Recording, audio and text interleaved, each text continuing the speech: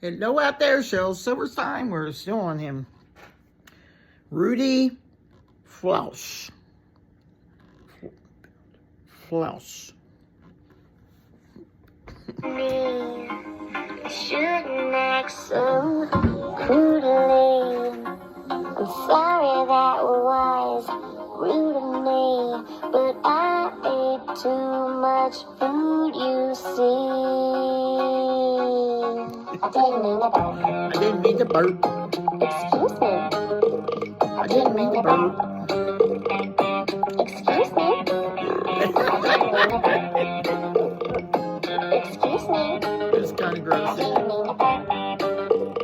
Oh, excuse me. What did I eat last night? Could it be the French fries? Maybe the ice cream? Could it be the French fries? It may be. Burp.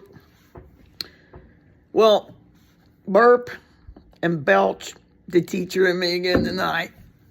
I'm retired and I can't stand it. No, I can't stand it. I wouldn't go back for anything in the world, but I still want to teach people, so I'm just teaching everybody. Kids, adults, you just name it. So synonyms, dear children out there, synonyms are words that mean about the same. So you could take burp and belch. Synonyms. It's a great example.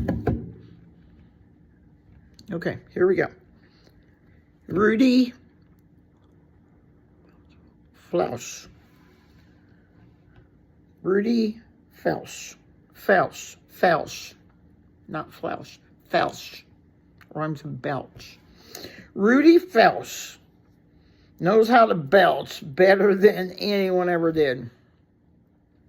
Margot says that Rudy Felsh is a nasty, vulgar kid. Someday he will go to hell or jail or Canada. But now, every night, I pray that first Rudy Felsh will show me how.